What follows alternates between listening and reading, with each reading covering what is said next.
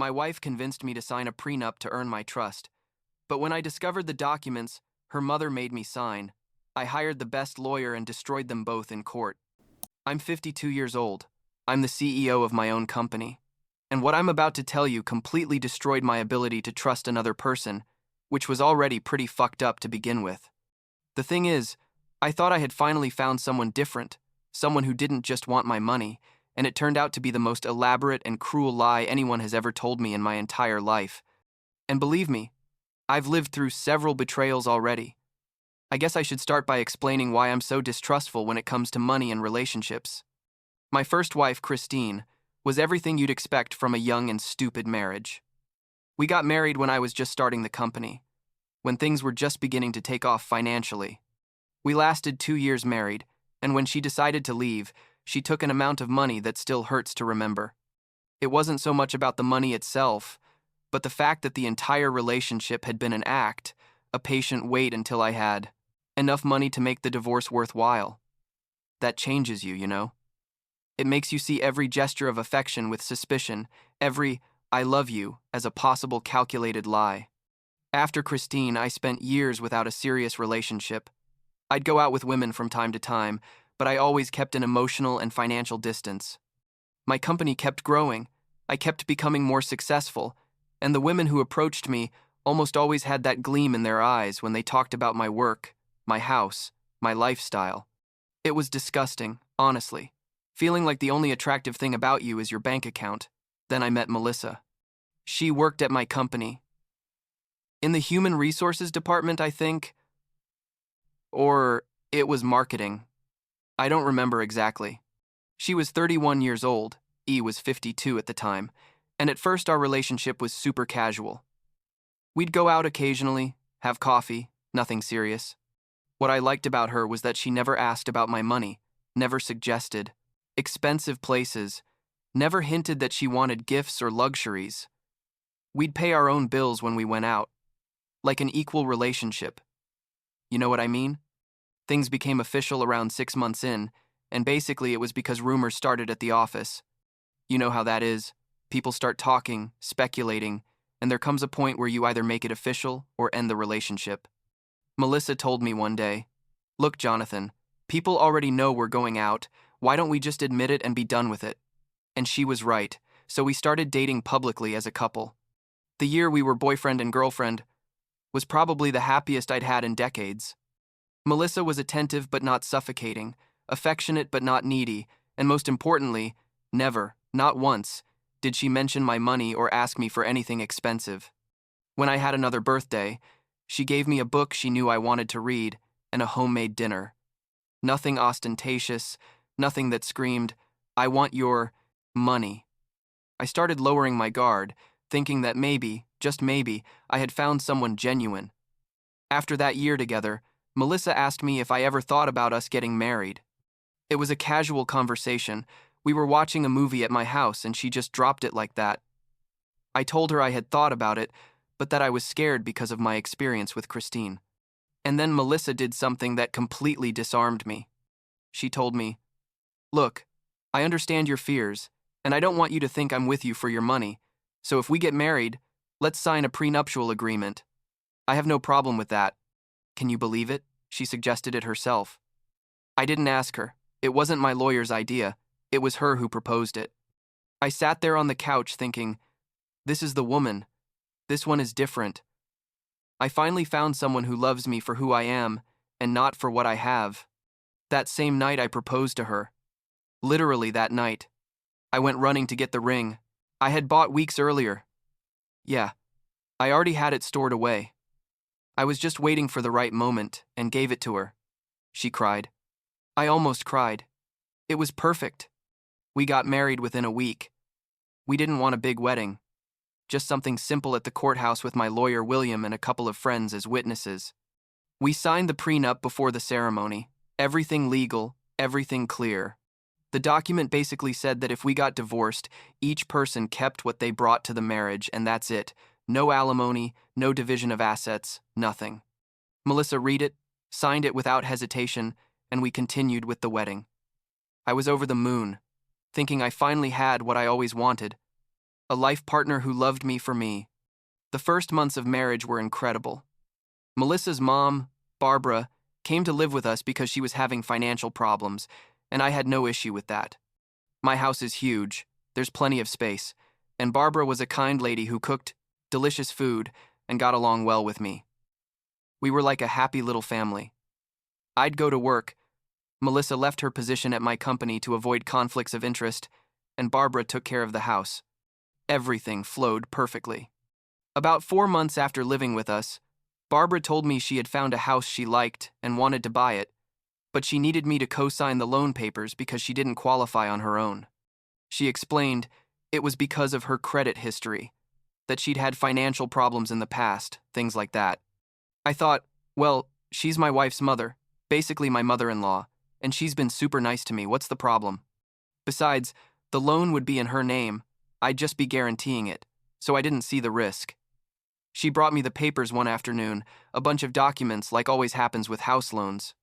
I was busy with work. I had like 3 meetings that day and a ton of emails to respond to. So, honestly, I just took a quick look, saw the loan numbers, confirmed that everything matched what Barbara had told me, and signed.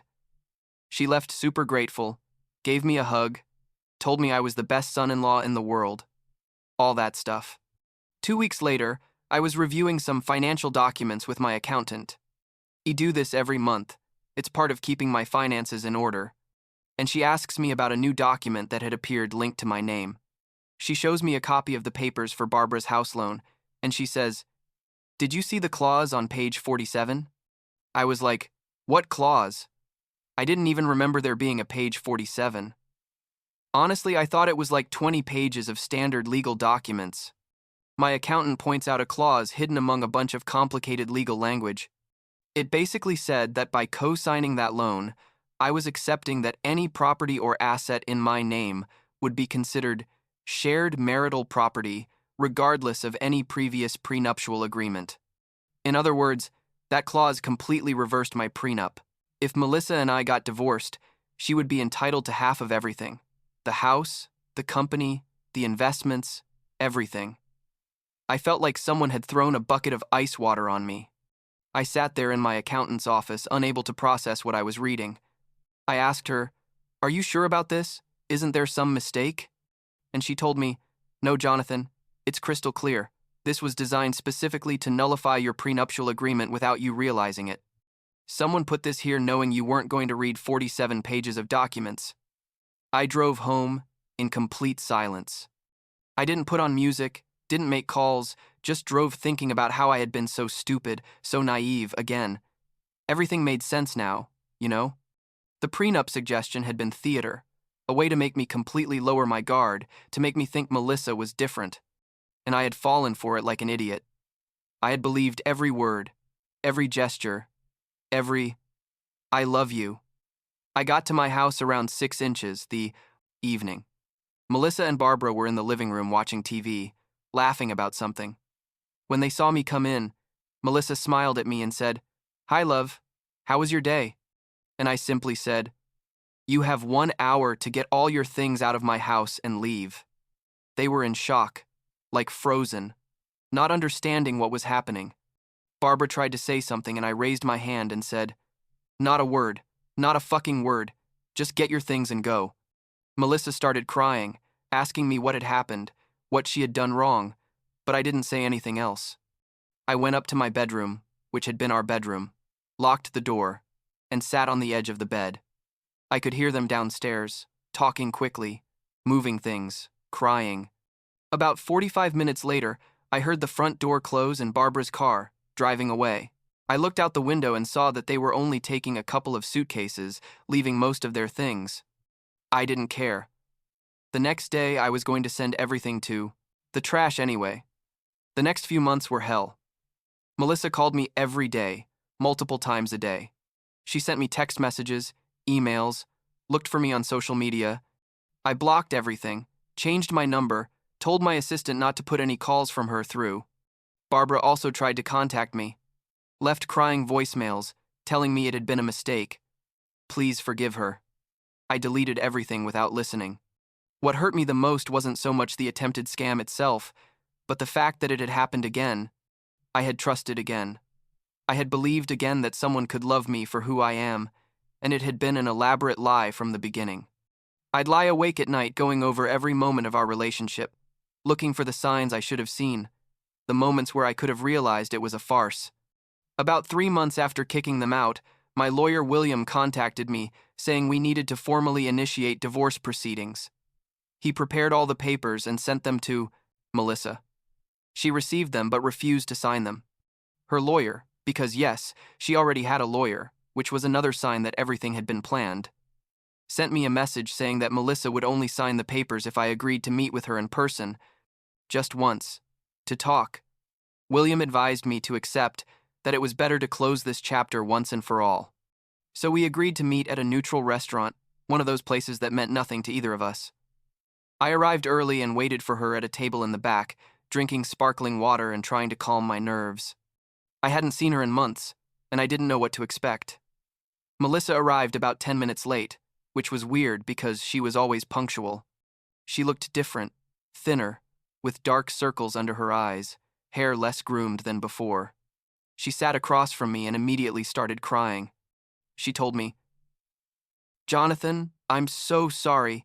It wasn't my idea. It was all my mom. She convinced me that if we didn't secure our financial future, we were going to suffer, that you could leave us with nothing at any moment." I told her, "You proposed the prenup. You acted out that whole scene of being different from the others, and now you're telling me it was your mom's idea?" And she kept crying, telling me yes, that the prenup had been her mom's idea, that it was to gain my trust, that she really loved me but was afraid of being poor, that she had grown up without money and didn't want to go back to that life.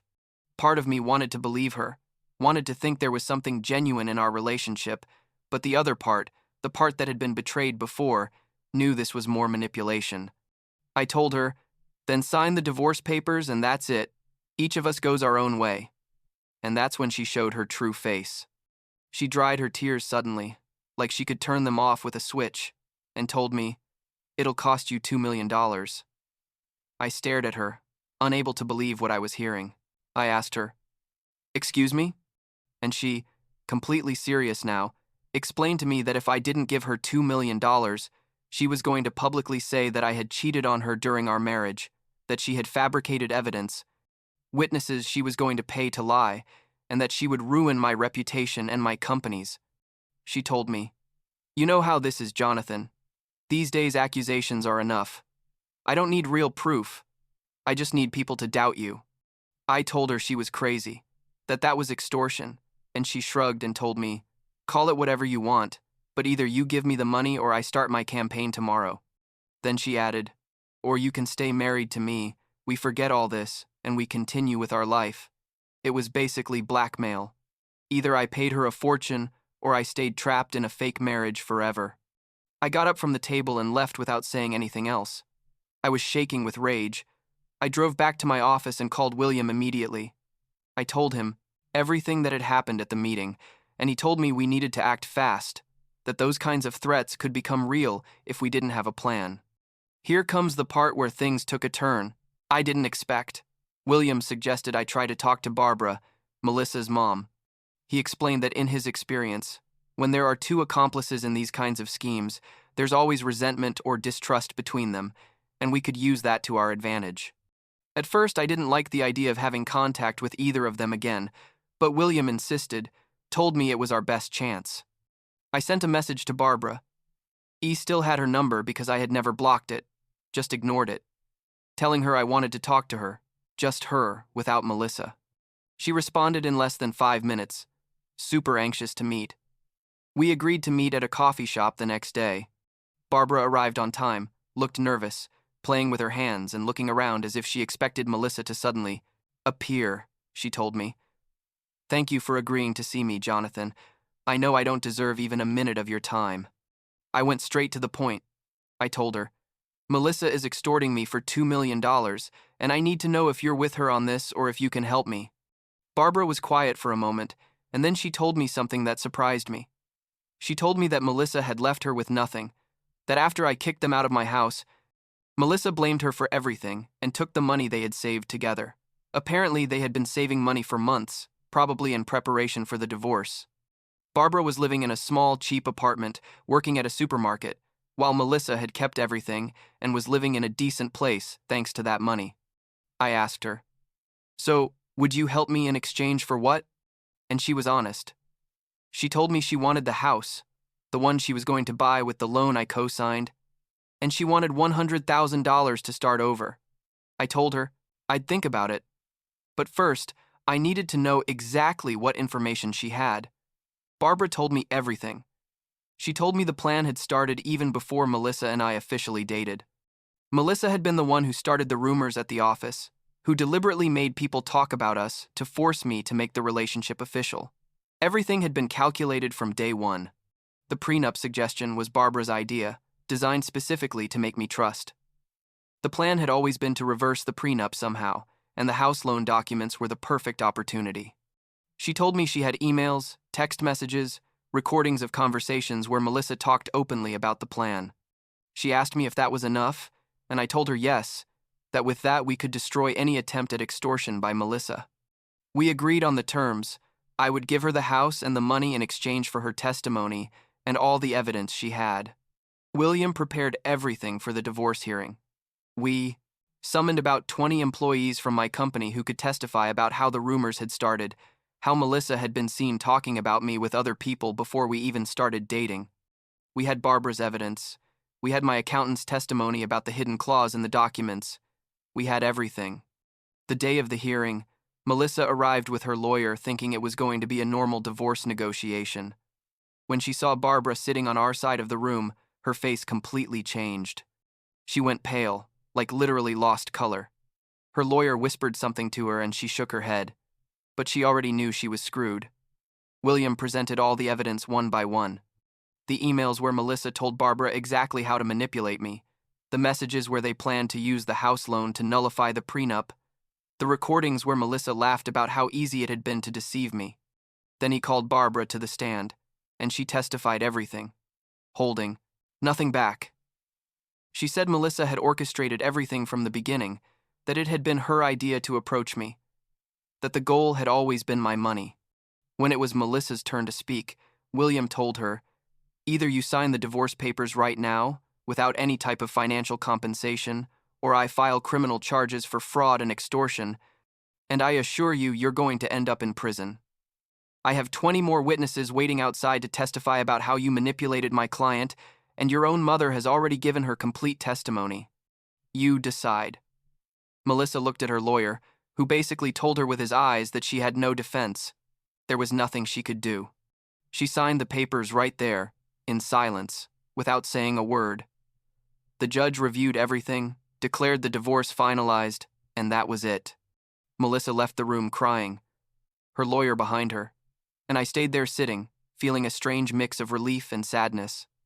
About a week later, I found out, because a mutual friend told me, that Melissa and Barbara had reconciled, that in the end, blood is thicker than money or whatever. They're living together again. Somewhere I don't know and don't care to know.